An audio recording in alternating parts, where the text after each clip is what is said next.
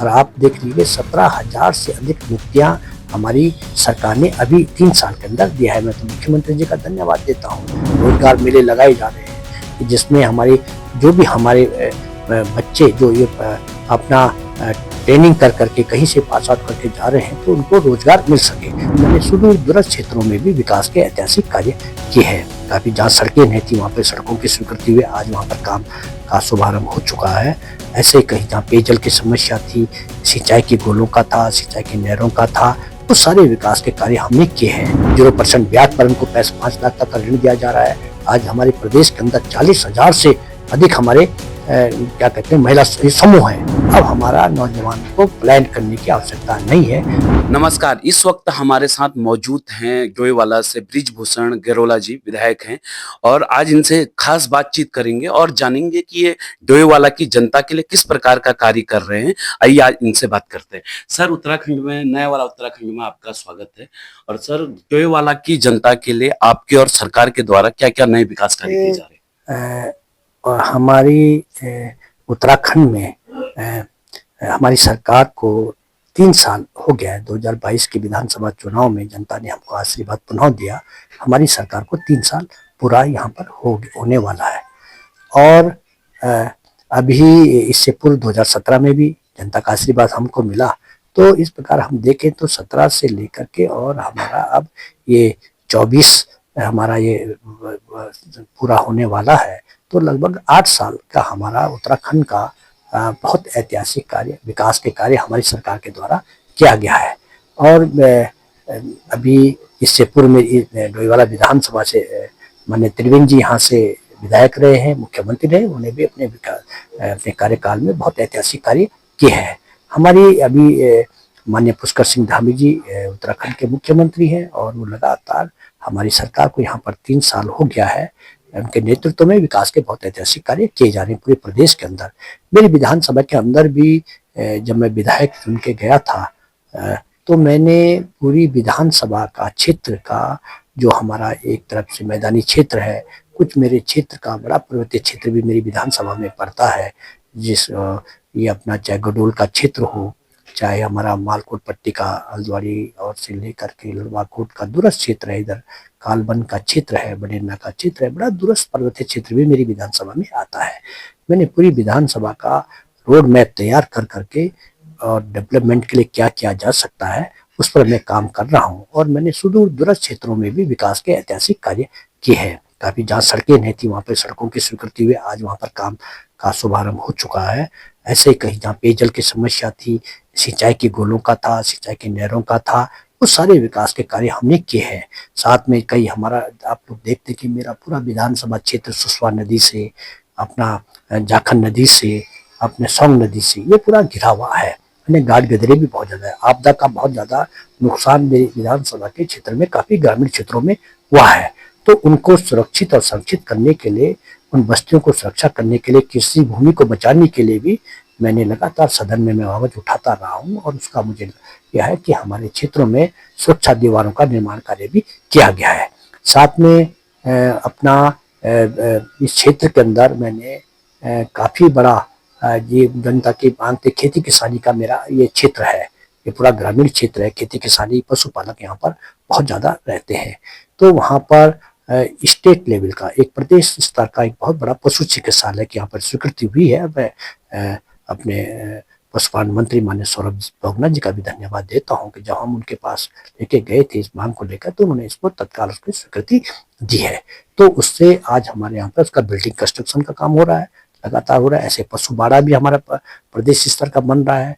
यहाँ पर open university का हमारा जो अन्य फैकल्टीज है, हल्द्वानी में तो उनका मुख्य कार्यालय है, लेकिन यहाँ पर भी उसी के स्तर का एक बहुत बड़ा यहाँ पर बुल्लावाला में उसकी स्वीकृति भी है। लैंड हमारे पास मिल चुकी है और बहुत जल्दी उसका भी हम लोग शिलान्यास कर करके वहाँ पर उस कार्य का शुभारंभ करने वाले हैं। ऐसे ही सुसवा का इधर ही हमारा इधर ये सत्तावाल इधर से जोड़ने के लिए यहाँ पर मोटर पुल का था, बुल्लावाला को जोड़ने के लिए पुल की भी स्वीकृति हो चुकी है, उस पर भी कार्य शुरुआत होने वाली है। अपना घमंडपुर में मोटर पुल का था।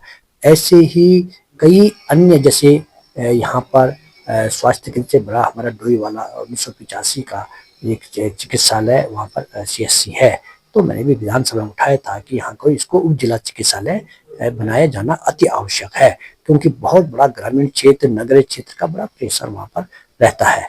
तो मैंने यहाँ की इसकी आवाज़ और रायपुर जो चिकित्सालय है उसकी भी आवाज़ उठाई थी सदन में। तो हमारी सरकार ने इसकी स्वीकृति दी और दोनों ही उप जिला चिकित्सालय हो गए हैं। तो इससे हमारे जो वहाँ के ग्रामीण क्षेत्र हैं या शहरी क्षेत्र उधर के लोग हैं उनको बड़ा उसका लाभ मिलेगा। साथ में अभी हमारा जहाँ भी हमारे देखिए आपने पिछले कुछ वर्षों से हमारे इस विधानसभा क्षेत्र में काफ़ी बसावटें बसी हैं, काफ़ी ज़्यादा। तो वहाँ पर भी हमने काफ़ी जहाँ जहाँ सड़कों का निर्माण होना है, पेयजल का है, वो सारी व्यवस्थाएं हम लोग कर रहे हैं। तो सिंचाई की गोलों का निर्माण है, जहाँ खेती किसानी का है, जहाँ सड़कें बनी हैं, बिजली के ट्रांसफार्मर में बहुत बड़ी संख्या में मैंने हर आबादी के क्षेत्र में जहाँ जहाँ आवश्यकताएं थी वहाँ पर बिजली के ट्रांसफार्मर लगवाए हैं। तो ऐसी स्कूलों की स्थिति कहीं बहुत खराब थी, तो मैंने तो विधायक निधि से मैं समझता हूँ कि बहुत ज़्यादा कम से कम मैं कहता हूँ कोई विद्यालय मैक्सिमम पास हो कोई छोटा होगा जहाँ पर ना मैंने पैसा दिया हो। मैंने मैक्सिमम विद्यालयों को अपने विधानसभा क्षेत्र में मैंने पैसा दिया है। मिड डे मील में जो मध्याह्न भोजन मतलब बच्चों को बैठने के लिए सेट का निर्माण होना था उसके लिए क्या है, कई मंदिरों का सौंदर्यकरण का है, गुरुद्वारों के लिए भी मैंने सौंदर्यकरण के लिए उसके लिए भी हमने पैसा दिया है। तो कहने का ये है कि हमारा जो ये विधानसभा डोईवाला है, एक इस विधानसभा डेवलपमेंट के बारे में, विकास के बारे में हम लोग लगातार प्रयासरत रहते हैं कि हमारा ये क्षेत्र जो है यहाँ हर प्रकार की सुविधाएं उपलब्ध हो। और सर कहीं ना कहीं देखा जाता है युवा आपको आदर्शशील मानते हैं, इनको किस प्रकार से आप देखते हैं? कि युवाओं का ये युवा प्रदेश है और आज हमारा उत्तराखंड 24 वर्ष का पूरा हो गया है। अब इसको संवारना, इसकी रक्षा करना, इस उत्तराखंड को जो जिस उद्देश्य के लिए उत्तराखंड राज्य का निर्माण हुआ है, ये तभी होगा जब हम लोग यहाँ पर विकास के कार्य करें, रोजगार के साधन हम अपने नौजवान युवा भाइयों को दे सके। तो उसके लिए हमारी सरकार प्रयासरत है। और आप देख लीजिए 17,000 से अधिक नियुक्तियां हमारी सरकार ने अभी 3 साल के अंदर दिया है। मैं तो मुख्यमंत्री जी का धन्यवाद देता हूँ कि उन्होंने हमारे रोजगार के लिए, आप लगातार गवर्नमेंट जो हमारी जो विज्ञप्तियां निकल रही हैं हर पोस्ट की पोस्टों में उनको नियुक्तियां दी जा रही है। साथ में स्वरोजगार के लिए भी हमारी सरकार के द्वारा बहुत प्रयास किया जा रहा है।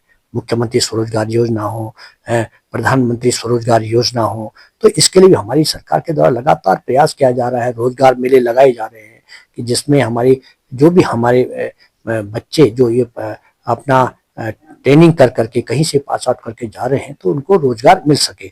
तो ये हमारी सरकार की प्रतिबद्धता भी है कि हर नौजवान को हम लोग अपने पैरों में खड़ा हो सके, चाहे कुछ आज के गवर्नमेंट की सेवा में आएंगे, कुछ हमारे अपने स्वरोजगार के माध्यम से अपने हमारे पास स्कोप बहुत है। आप देख लीजिए हमारे पास टूरिज्म का सेक्टर बहुत बड़ा पड़ा है, हमारे पास नए नए लोग स्टार्ट कर रहे हैं, नए अपने छोटे छोटे उद्योग लगा रहे हैं। उसके लिए गवर्नमेंट ने उनके लिए बाकायदा व्यवस्थाएं की हैं, तो उसका भी लाभ हमारा नौजवान ले रहा है। और इसका फायदा ये हो रहा है कि अब हमारा नौजवान को प्लान करने की आवश्यकता नहीं है, वो अपने घरों में ही अपने क्षेत्र में रह करके वो कार्य कर रहे हैं। हमने बागवानी मिशन के तहत हम लोग बहुत कार्य कर रहे हैं। फिशरीज में आप उठा के देखिए कि राष्ट्रीय स्तर का पुरस्कार हमको मिला है। फिशरीज में भी हम लोगों ने स्पा पार्क हमारा निर्माण कार्य चल रहा है। और अब आप देख लीजिए कि हमारे गांव घाट गदेरों में हर जगह जहाँ जहाँ है फिशरी के पॉन्ड बन रहे, तो एक रोजगार उपलब्ध हो रहा है। महिला समूह को सशक्तिकरण करने के लिए हमारी सरकार के द्वारा लगातार प्रयास किया जा रहा है। 0% ब्याज पर उनको 5 लाख तक का ऋण दिया जा रहा है। आज हमारे प्रदेश के अंदर 40,000 से अधिक हमारे क्या कहते हैं महिला समूह हैं, टोटल समूह हैं। आज उन समूहों को सशक्त बनाने के लिए हम लोग लगातार प्रयास कर रहे हैं।